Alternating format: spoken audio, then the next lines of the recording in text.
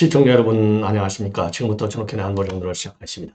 자, 우선적으로 우크라이나 사태를 집중적으로 좀 정리해 드리도록 하겠는데요. 북한군이 27일에서부터 28일 사이에 집중적으로 전투 지역에 파견이 된다.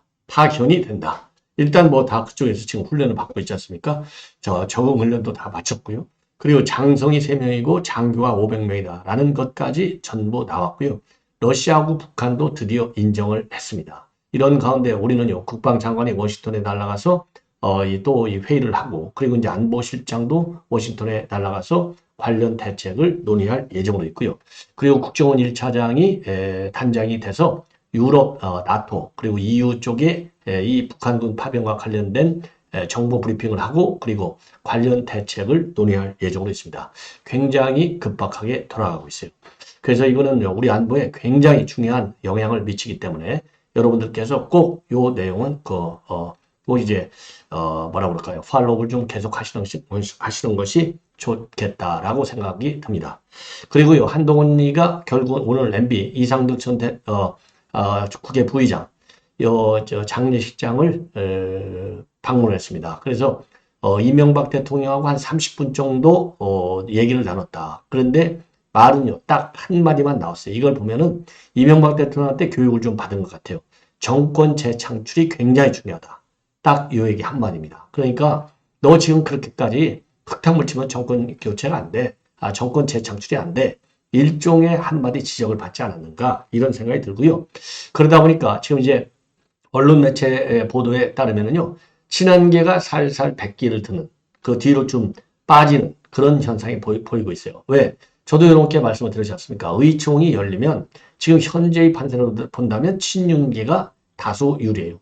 한 표만이라도 더 나오면 이기는 거 아니겠습니까? 그러면은 한동훈이가 결국 불신되는 거잖아요. 책임을 져야 될 거 아니에요. 그러니까 이제 위기에 몰렸다. 이렇게 판단한 것 같아요. 그래서 슬슬 꼬리를 빼면서 추경호 좀 만나자. 이런 좀 사정을 하고 있는 상황이 포착이 되고 있습니다.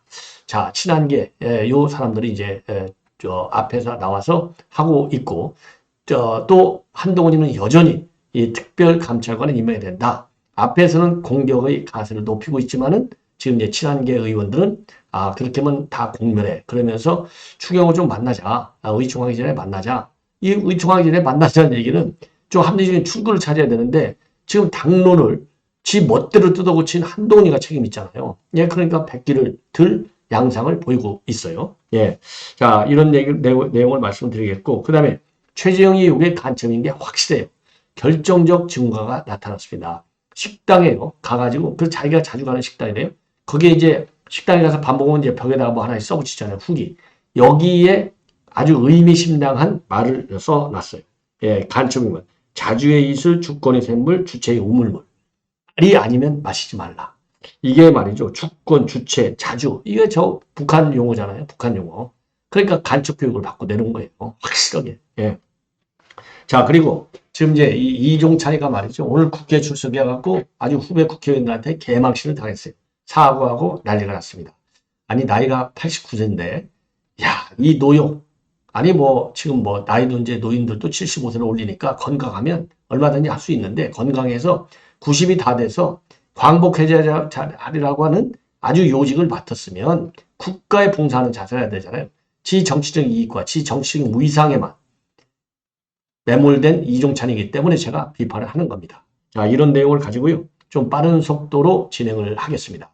자, 그러면은요, 우선 지금 이제 우크라이나 사태와 관련해서 전장. 자, 이거를 보시면요, 쿠르스크주. 이게 이 러시아의 남서부잖아요. 러시아의 이제 남쪽, 서쪽이죠. 남서부. 여기가 있는데, 지금 여기에 지금 이제 북한 군을 배치할 예정이라고 합니다. 왜 배치하느냐? 우선요, 전투 상황이 그렇게 심각치가 않아요. 왜? 북한군이 지휘하는 게 아니라 러시아군의 지휘를 받는다. 이렇게 지금 돼 있지 않습니까? 자, 아무리 장성이 3명 가고 장교 500명 갔더라도 현상을 전혀 모르니까 러시아의 지휘를 받는데 러시아어 언어 소통이 전혀 안 돼. 지휘가 잘 안 되는 거예요. 그리고 북한군이 왔다 하더라도 전투 경험이 별로 없어요. 그리고 지금 다른 지역의 경우에 도네츠크 이런 데 동부전선의 경우에는 전투가 치열해. 그런데 쿠르스크주의 경우는 전투가 덜 치열해요.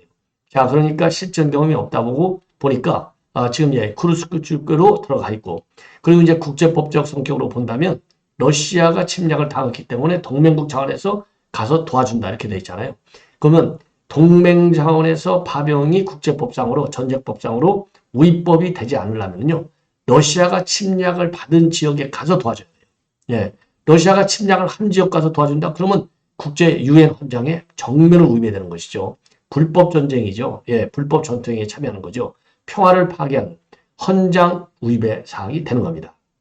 자, 그런데 러시아 쪽에서 주장하는 건 뭐냐? 러시아 요크루스크 지역은 우크라이나가 점령한 그런 러시아 영토가 된다. 그래서 러시아로부터 공격을 받았다는 명분이 되는 겁니다. 그렇기 때문에 여기에 그렇게 방어 차원에서 지금 크루스크주에 배치된다. 그러면은 이 국제법적으로 불법이 아니라는 거죠. 참 궤변이에요. 사실 이거 알고 보면. 예. 이거 뭐 러시아가 다 공격을 먼저 해놓고서 무슨 이게 뭐 말이나 되겠습니까?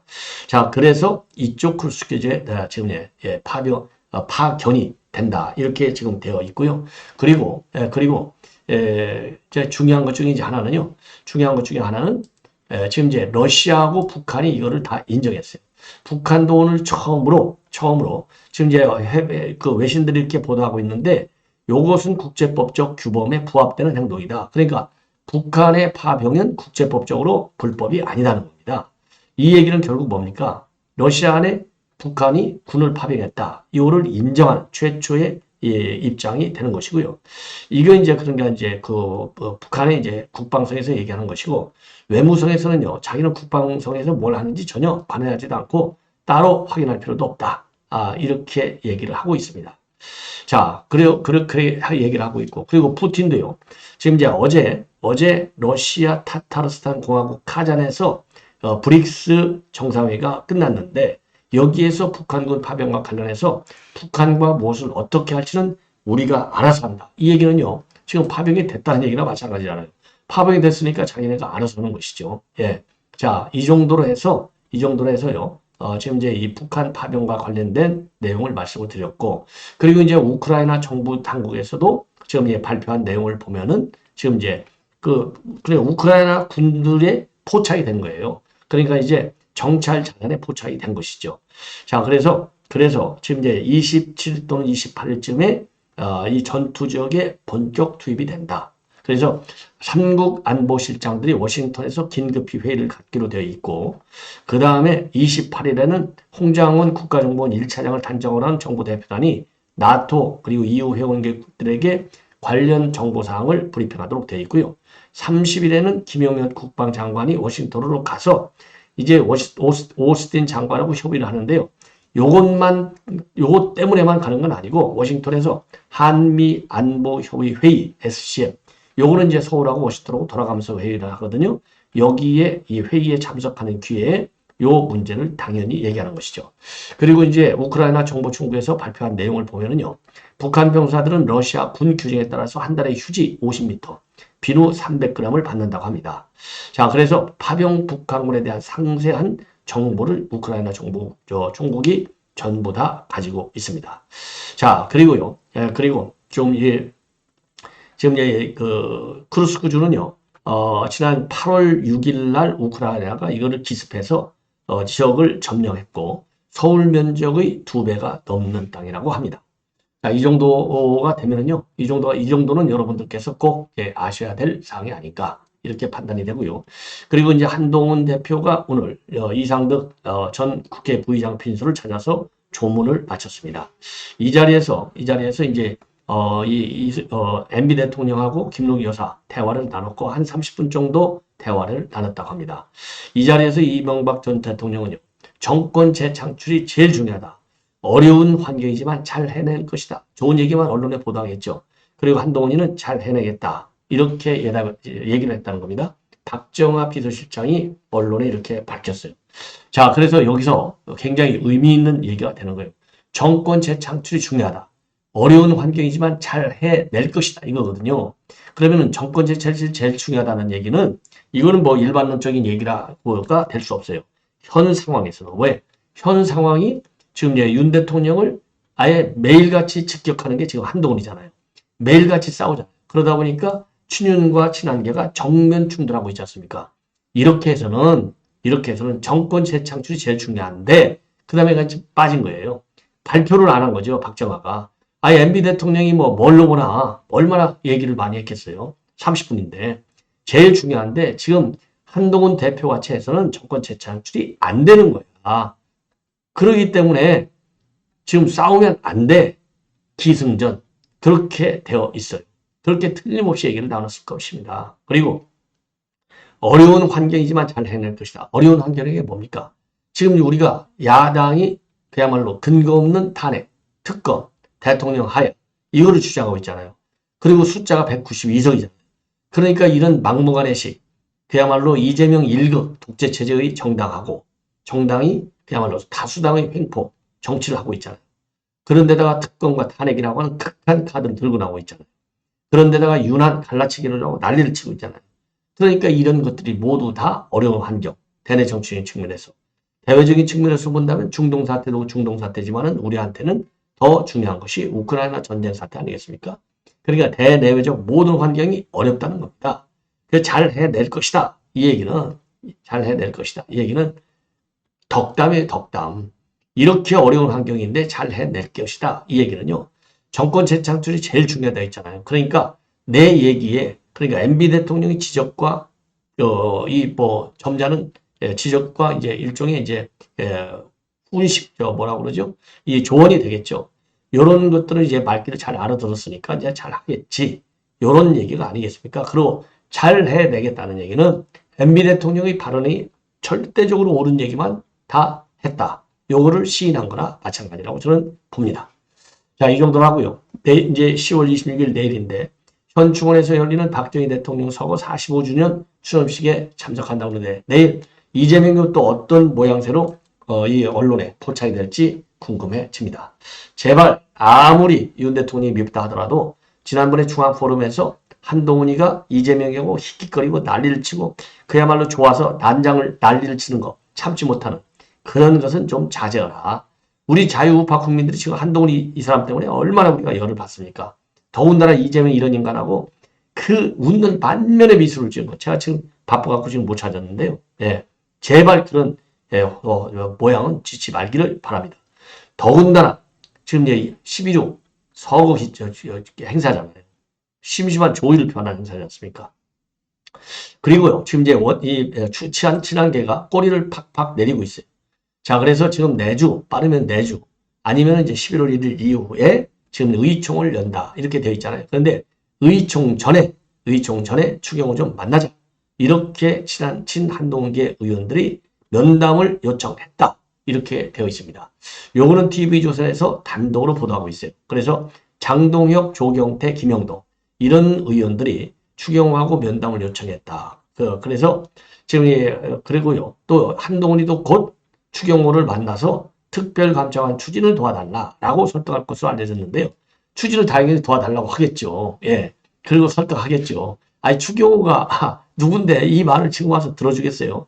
그러면 추경호 쫄딱 망하는 거죠. 말도 안 되는 거죠. 자, 그래서 이 얘기는요. 지금 이제 일제히 친한계 의원들이 만나자고 면담을 이미 요청을 했고, 지금 이제 한동훈이도 별도로 만나겠다. 도와달라는 얘기는 이게 순탄하게 되지 않기 때문에 도와달라고 하는 거예요. 순탄하게. 자기들 의사대로 관찰이 안 돼. 의총 열면 친윤계가 한 명이라도 더 많은 거 아니에요. 표결로 가면 끝나는 거 아닙니까? 그러면 한동훈의 목이 달려있는 거예요. 그걸 왜 모르겠습니까? 지금 다 그걸 알잖아요. 그러니까 이제 막 김정은이가 비슷해. 벼랑 끝으로 계속 몰아붙였는데 그러니까 지금 이 비장의 카드가 뭡니까? 당원 투표에 넘기겠다까지 협박을 했지 않습니까? 거기에 친윤계 추경호가 지금 넘어갈 일입니까? 그리고 당원들이 지금 그 특별감찰관만 하고 그리고 그러니까 손해보는 장사잖아요. 큰 틀에서 본다면 예, 김건희 여사를 견제하고 안 하고는 나중 문제고 지금 북한인권재단하고 연계고리를 딱 걸어가지고 북한인권재단이 8년째 운영이 안 되고 있는데 요거를 가동시키려고 딱 특별감찰관을 연결을 시켜놨어요. 이건 당론 제가 말씀드렸잖습니다. 2020년도에 주호영이가 원내대표 할 때 공수처장을 추천하는 걸 가지고 고리를 걸어놓은 거예요. 근데 이거를 민주당한테 아무런 선물도 받지도 않고 그냥 뭐 해제해버려? 이거 무장 해제하고 민주당한테 백기투항하는 겁니다. 그러니까 이사, 북한 인권 이사도 못 받아내. 그리고 결국은요, 특별감찰관도 민주당에서 이거 오케이 해주지 않아요. 왜? 그렇게 갖고 한동안한테 힘 사려주면은 어떻게 돼요? 이재명의 지지율이 지금 이제 거의 배 정도 높은데 이재명 지지율이 또 떨어지죠. 개딸들이 가만히 두겠습니까? 이재명 당신 지금 뭐 하고 있는 거야? 왜 특별감찰관을 오케이 줬어? 특별감찰관이 없어야 김건희 여사를 말하자면 비판할 수 있는 이제 그 공간이, 정치적 공간이 많이 생기잖아요. 손해라는 거 아니에요. 그래가지고 왜 특별감찰관이 모니터니까 예 거기서 뭔가 안 잡혀 안 잡혀야 되는데 안 잡혀야 민주당이 잡아가지고 공격을 하는데 특별감찰관이 잡아갖고 사전에 싹싹싹싹싹 제거해가면 공격의 빌미가 나오기가 어렵다는 겁니다. 공격 소재가. 그러니 민주당이 해주겠냐고요. 그러니까 지금 한동훈이는요.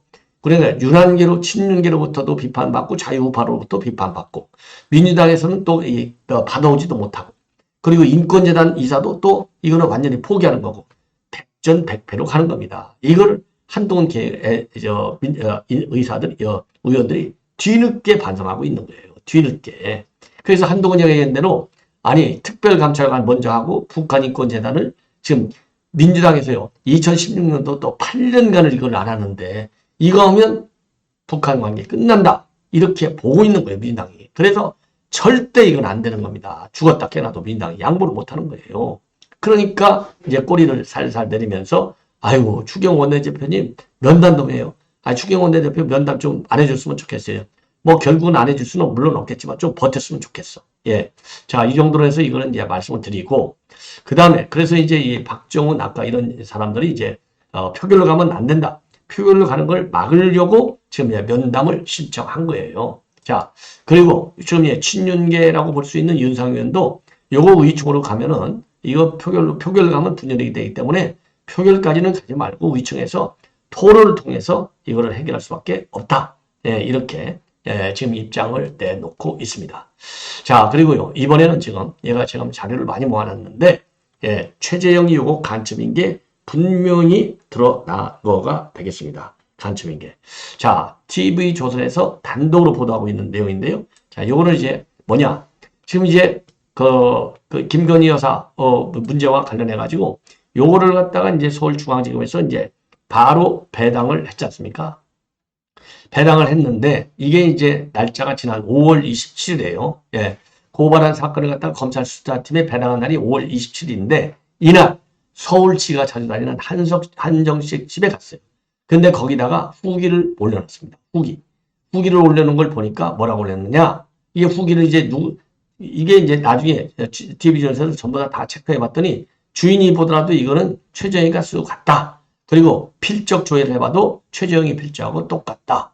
그렇게 되어 있어요. 그러니까 이게 간첩이 맞는 것이죠. 자, 그래서 요거를 보면은요. 아, 이거를 한번 제가 보여드릴게요. 최재형이. 자, 요걸 보십시오. 지금 내 TV조선에서 단독 보도 내용인데 요거 최재형 목사라고 써 있잖아요. 자, 아무리 목말라도 자주의 술과 주권의 샘물과 주체의 우물물이 아니면 마시지 않으리라. 지가 이제 스스로 지금 셀프 선언을 하는 거예요. 예. 자, 그래서 최재형 목사 이렇게 되어 있잖아요. 근데 이 최재형 목사라고 하는 사인을 보니까 이게 김건희 여사한테 책 줄 때 윤석열 대통령이 김건희 여사님께 드립니다. 저자 최재형 목사. 요 최재형하고 이 최재형 목사. 필체가 똑같다냐요. 필체가 똑같지 않습니까? 자, 그래서 70% 필적 감정할 때 70% 이상이 같으면 동일인으로 본다는 거예요. 필적 조회를 봤더니 70%가 넘는다는 겁니다. 자, 이거 뭐 확실하게 써 있잖아요. 24년도 5월 27일 날 배당이 되는 날 이렇게 된 거예요. 자, 요것만 보더라도 이게 간첩이 확실하지 않습니까? 자, 이 주체의 우물물 아까 이제 다시 한번 보여드릴까요? 자, 여기 아무리 목말라도 자주가 뭡니까? 자주. 주한미군 철수하는 게 자주예요. 우리는 자주적으로 한다고 할 때 우리 한국에서 쓰는 자주하고 북한이 쓰는 자주하고는 달라요. 북한이 쓰는 자주는 왜? 남한이 미 제국주의자들에게 지금 딱 점령되어 있다고 보잖아요. 그래서 점령되려면 주한미군을 철수시키면 점령이 아니고 자주가 되는 거예요. 그리고 주권의 샘물. 여기서 얘기하는 주권은 누구입니까? 인민주권을 얘기하는 겁니다. 인민주권, 자유민주주의 주권, 자유민주주의 체제에서 국민주권이 아니라 인민주권. 그 다음에 주체의 우물물. 주체가 뭐예요? 김일성 주체사상이잖아요. 이 우물물이 아니면 마시지 않으리라. 그러니까 지가 충성 맹세를 하는 거예요. 충성 맹세. 예, 흔들리지 않겠다. 쉽게 얘기해서. 예.